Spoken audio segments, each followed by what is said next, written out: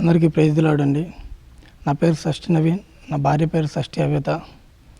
ముందుగా మాకు ఈ అవకాశం కల్పించిన పాస్టర్ సజ్జా రత్నకుమార్ అయ్య గారికి, సజ్జా జ్యోతి అమ్మ గారికి హృదయపూర్వక వందనాలు. మేము యనమలకుదురు గ్రామం నుంచి ఈ మందిరానికి రావడం జరిగింది. నా పట్ల దేవుడు ఎన్నో గొప్ప మేళ్ళు చేసి ఉన్నాడు. మరి మొదటగా చెప్పాలంటే నా భార్య విషయంలో తను 7వ తరగతి చదువుతున్న సమయంలోనే తన తల్లిగారిని కోల్పోయింది. క్యాన్సర్ వల్ల ఆవిడ చనిపోయారు. మరి అప్పటి నుంచి అన్నీ తానే చూసుకున్న తన తండ్రి గారు ఎంతో అపురూపంగా గారాబంగా చూసుకునేవారు.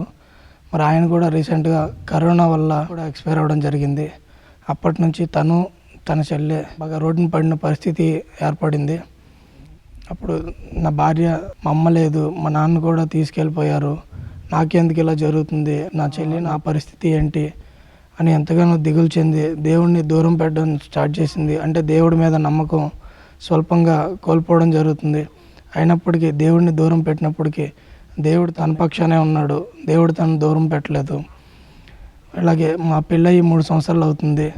మా పెళ్ళైన నెల రోజులకే నా భార్యకి గర్భసంచిలో గడ్డ ఉంది. 24 అవర్స్లో తీసేయకపోతే తనకి పిల్లలు పుట్టే అవకాశం ఉండదు అనేసి చెప్పి ఉన్నారు.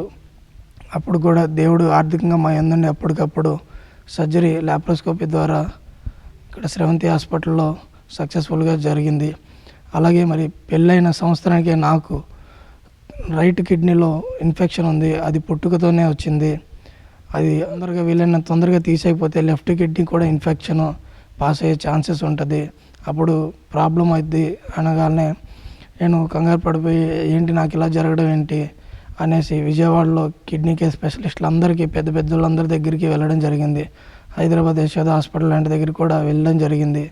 అన్ని చోట్ల చెప్పింది ఏంటంటే మీకు తీసేయాల్సిందండి లేదా ప్రాబ్లం అవుతుందని చెప్పారు. అప్పుడు మరి తాడిగడప క్యాపిటల్ హాస్పిటల్లో అప్పటికప్పుడు లాప్రోస్కోపీ ద్వారానే నాకు కూడా లెఫ్ట్ కిడ్నీ రైట్ కిడ్నీ అనేది తీసివేయడం జరిగింది. సక్సెస్ఫుల్గా దేవుడు ఆ కార్యాన్ని జరిపించాడు. 2.5 లక్షలు ఖర్చు అయ్యే ఆ సర్జరీని మాకు అప్పటికప్పుడు మనీ అరేంజ్ అయ్యి సక్సెస్ఫుల్గా చేయించారు. అలాగే గత సంవత్సరంన్నర నుంచి మేము ఈ మందిరానికి రావడం జరిగిందండి. మరి ముందుగా మా అన్నయ్య ఈ మందిరానికి వస్తూ ఉండేవాళ్ళు, మేము వేరే సంఘాలకు వెళ్తూ ఉండేవాళ్ళం. మా జీవితంలో ఎన్నో శోధనలు వచ్చినాయి. దేవుడు అన్నిటి నుంచి మమ్మల్ని బయటపడేశాడు. మా అన్నయ్య ఒకసారి ఈ మందిరానికి రండి, దేవుడు మీ కార్యం చేస్తాడు అని చెప్పడంతో ఈ మందిరానికి వచ్చి ఉన్నాము. ఈ మందిరానికి వచ్చినప్పటి నుంచి పాస్టర్ అయ్య గారు ఈ సంఘంలో అందరూ కూడా మా గురించి ఎంతగానో ప్రేయర్ చేశారు. ఇక్కడికి వచ్చినప్పటి నుంచి మాలో ఒక పాజిటివ్ ఎనర్జీ, దేవుడి మీద నమ్మకం పెరిగింది. దేవుడు గొప్ప కార్యాలు చేయగలడు అన్న నమ్మకం ఏర్పడింది. ఎంతోమంది జీవితంలో ఎన్నో సాక్ష్యాలు విని ఉన్నాము. దేవుడు మా జీవితంలో కూడా ఒక గొప్ప అద్భుత కార్యం చేస్తాడని అలాగే నమ్ముతూ ఇక్కడికి వచ్చాము. మరి నా భార్య ఎప్పుడు ఒంటరిగా ఫీల్ అవుతూ ఉండేది. నాకు అమ్మ నాన్న లేరు, ఇంట్లో కానీ నేను కానీ ఏమన్నా అన్నప్పుడు కానీ లోన్లీగా ఫీల్ అయ్యి ఎప్పుడు లోన్లీగా ఫీల్ అయినా ఈ మందిరానికి వచ్చి ప్రేయర్ చేసుకోవడం అలాంటివి చేస్తూ ఉండేది. అప్పుడు జ్యోతి అమ్మగారు ఒక తల్లిలాగా తనని గైడ్ చేసి సజెషన్స్ ఇచ్చి నువ్వు బాధపడమాకు, దేవుడు నీతో ఉన్నాడు, నువ్వు ఎప్పటికీ ఒంటరి కావు అని తనకి ధైర్యాన్ని నింపి తను అడ్వైజ్ ఇవ్వడం అలా జరుగుతూ ఉండేది. మరి లాస్ట్ ఇయర్ న్యూ ఇయర్ రోజున పాస్టర్ గారితో ప్రేయర్ చేయించుకోవడానికి వచ్చాము. పాస్టర్ గారు మా గురించి ప్రేయర్ చేస్తూ మీకు దేవుడు ఈ నూతన సంవత్సరంలో నూతన కార్యం మీ పట్ల చేసి ఉన్నాడమ్మా, 12 మగబిడ్డకి నువ్వు జన్మనిస్తావు, నాకు దేవుడు చూపిస్తున్నాడు అని మాకు చెప్పినప్పుడు మేము ఎంతగానో సంతోషించాము.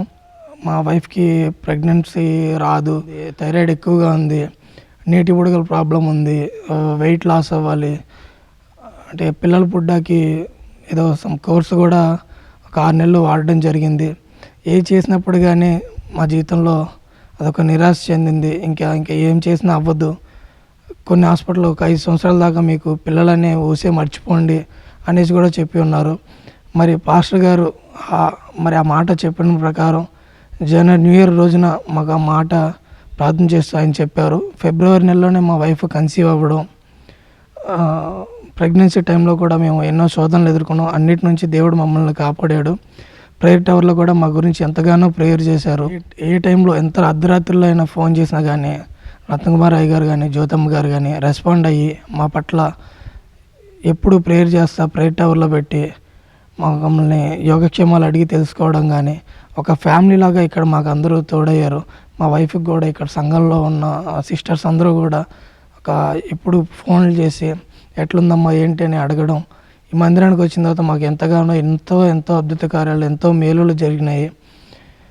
మరి అట్లాగే పోయిన నెల నవంబర్ 26వ తారీఖున మరి సెయింట్ జాన్స్ హాస్పిటల్లో నా భార్య మగబిడ్డకి జన్మనిచ్చింది. నా భార్యకి వాళ్ళ నాన్నగారంటే చాలా ఇష్టము, ఎంతో అపురూపంగా గారాభంగా చూసుకున్నారని, మగబిడ్డ పుడితే వాళ్ళ నాన్నే తిరిగి పుట్టారని భావిస్తాను అనే చెప్పింది. మరి అయ్యగారి నోటి అంట దేవుడు చెప్పినట్టుగానే మా వెడ్డింగ్ యానివర్సరీ, మా మ్యారేజ్ డే రోజునే మాకు దేవుడు 12 మగబిడ్డని ఇచ్చాడు. ఎంతో సంతోషంగా ఉన్నాము. ఈ మందిరానికి ఎంతో రుణపడి ఉంటాము.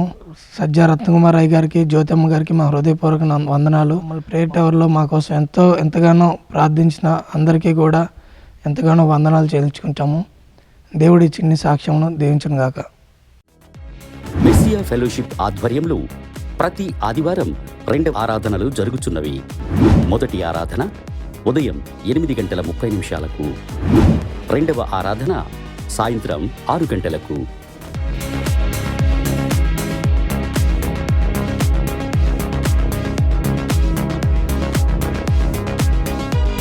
మనం ఎదుర్కొంటున్న శ్రమలు మనతో మనం భరించలేము. మనం ఎదుర్కొంటున్న పోరాటాలు మన శక్తికి మించిన పోరాటాలు, శక్తికి మించిన అనారోగ్యాలు, శక్తికి మించిన ఆరోగ్య సమస్యలు, శక్తికి మించిన ఆర్థిక సమస్యలు, శక్తికి మించిన కుటుంబ సమస్యలు. ఈ కుటుంబ సమస్యలు, అనారోగ్య సమస్యలు బయటికి రావాలంటే గనక మనము ప్రార్థన చేసే వారితో మన సహవాసం చేయాలి. మెస్సియా చిల్డ్రన్ చర్చ్ 3 సంవత్సరముల వయసు నుండి 15 సంవత్సరాల వయసు గల బాలబాలికల కొరకు ప్రతి ఆదివారం ఉదయం 8:30 ప్రత్యేక ఆరాధనలు జరుగుతున్నవి.